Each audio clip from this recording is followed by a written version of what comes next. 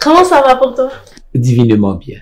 Mais où étais-tu depuis tout ce temps? Je pensais que tu t'étais perdu en route et que le GPS t'avait expédié loin de ma maison.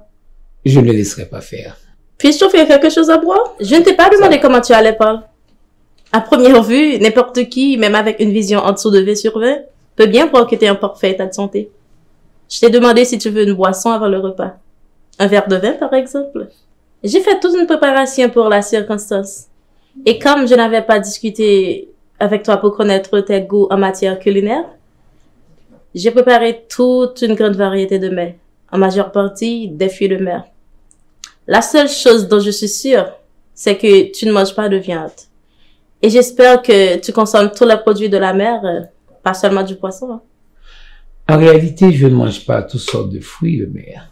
Même pour les poissons, je n'en consomme que ceux qui ont des écailles. Dans ces conditions, seules tes copines peuvent te faire à manger. Je veux dire, seule ta femme. Tu vois bien ce que je veux dire? Mais tu n'as pas vraiment à te faire du souci parce que je vais m'arranger pour que tout ce que tu désires soit toujours à ta disposition. En ce qui me concerne personnellement, je suis tout à fait disponible et disposée pour te donner tout, mais tout ce que tu veux consommer. J'ai souvent entendu répéter cette phrase. On tient un homme par son ventre et par son bas-ventre.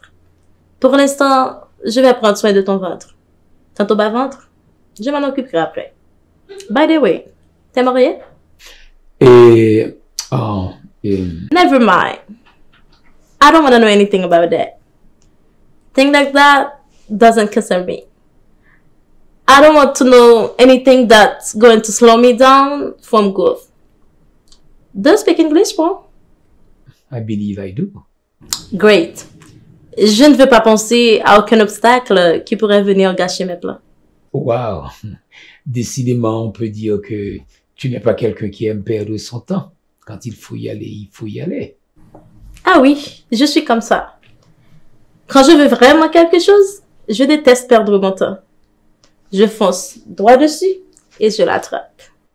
Ajoutez à cela que tu es une femme attractive et je ne vois vraiment pas comment quelqu'un peut résister à tes charmes.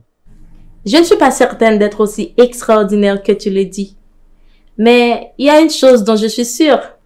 J'ai suffisamment d'atouts pour plaire à n'importe quel homme.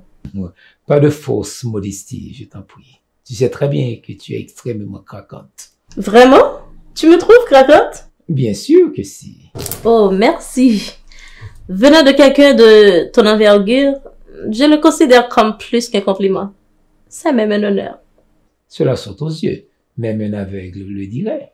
Merci, mon petit papy Paul. Tu me permets de t'appeler papy? Tu peux aller même jusqu'à grand pas. Oh non, je ne vais pas aller si loin. Car à mes yeux, tu viens juste d'avoir 20 ans. Moi, 20 ans. On ne fait pas de remarques face à un compliment. On n'a qu'à dire merci.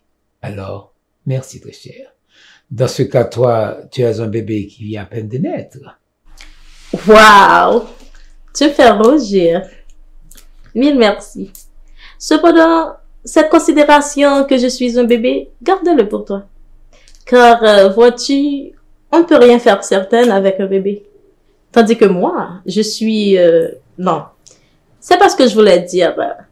Je voulais dire plutôt... Tu sais quoi? Laisse tomber. Tu veux manger maintenant ou bien? Ne penses-tu pas qu'il serait préférable de continuer à faire connaissance, toi et moi? Parce que, vois-tu, jusqu'à cette présente minute, toi et moi, nous sommes encore deux inconnus. Vu que la dernière fois, on s'était parlé au téléphone, le rendez-vous, et cela s'était passé tellement vite que je n'avais même pas retenu ton nom. Moi, je suis Paul.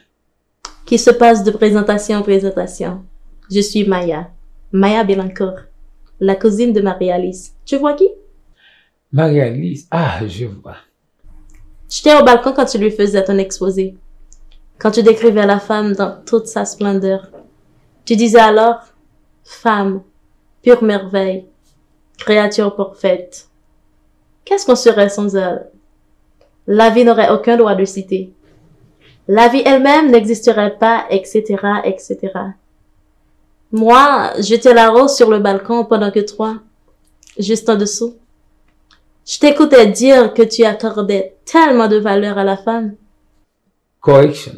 Ce n'est pas moi qui accorde de la valeur aux femmes. De sa nature, la femme naît avec toutes ses valeurs. C'est-à-dire que même lorsque quelqu'un n'accorderait pas de valeur à une femme, cela ne suffira pas nullement qu'elle n'en a pas. Merci de le reconnaître. Tu as mis tant de fierté à parler de nous. Tant de belles paroles feraient pas mais n'importe quelle femme. Je comprends pas que Marie-Alice se soit levée et t'ait laissée seule au salon. À sa place, je me serais plutôt levée pour aller m'asseoir sur toi.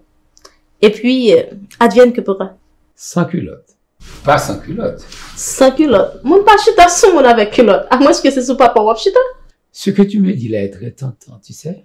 Si tu vas t'asseoir sur un jeune homme sans culotte, je veux même dire que c'est un péché grave. Dans ce cas, je demanderai pardon à Dieu après.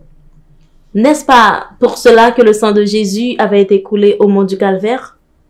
N'est-ce pas pour toujours trouver grâce au Dieu de son Père? Comme ça, pour pas empêcher bien nourrir, bien doter, et puis après ça, au fin faire, et puis on va demander pardon. Comment t'es? Ça n'a jamais été autrement. Parce qu'on commet continuellement le même péché et toujours continue à implorer le pardon de Dieu. Si on sait à l'avance que c'est un péché, on peut bien l'éviter pour ne pas être obligé d'implorer un pardon. Cela te dérange tellement de demander pardon à Dieu? Voyons, ma chère, ça ne saurait me déranger. À t'entendre, on dirait que cela te nuit énormément. Certains péchés sont très difficiles à éviter. Il est plus aisé de ne pas tuer quelqu'un. On peut éviter de proférer, de calomnier un camarade. Cependant, comment est que tu vois cette personne passer devant toi, avec ou sans culotte? It doesn't matter. J'entends toujours Robert dire qu'une femme à moitié nue est beaucoup plus attirante que complètement nue. Décidément, mon cher, certains péchés sont carrément inévitables. Ou qu'à éviter dans une position pour pas ouais mon non tenu et que l'ouel et puis pour pas qu'à résister. Quand tu peux l'éviter? Mais si à l'improviste tu te trouves dans la situation, qu'est-ce que tu feras? Certains péchés se répètent continuellement, certaines fois, même tous les jours. Prenons un exemple plus simple si tu veux. Une personne qui adore mentir et qui demande pardon à Dieu. Tu penses qu'elle va arrêter de mentir? Non. Elle peut ne plus mentir avec la même fréquence qu'avant, mais elle continuera toujours de temps en temps. De même qu'elle continuera à implorer le bon Dieu pour obtenir son pardon. Nous sommes tous des pécheurs, Paul. Et je te le dis en toute franchise, j'ai commencé à pécher depuis l'instant où Marie-Alice s'était levée et t'a laissé tout seul au salon. Je te le dis encore. Une fois à sa place, je me serais bien levée. Mais pour venir m'asseoir sur toi. Sans culotte. Il y va de soi, Paul. Cela n'aurait aucun sens si je me mettais sur toi autrement que sans culotte. Tu n'es pas mon père, à ce que je sache. Ouh, mais si ça va faire abnégation même. Il a guébaillé sans filtre. Comme si tu as bien sur moi sans culotte. Maman, bef. On a changé de sujet. On a prend vraie raison qui m'aime là. Ou te dit dans le téléphone, ou marié, mais soit ou pas heureuse, ou bien ou marié, soit ou a quitté marié, ou bien ou quitté le déjà. C'est ça exactement. Nous quitter, qu'on y a ses ex, il n'est plus mon mari.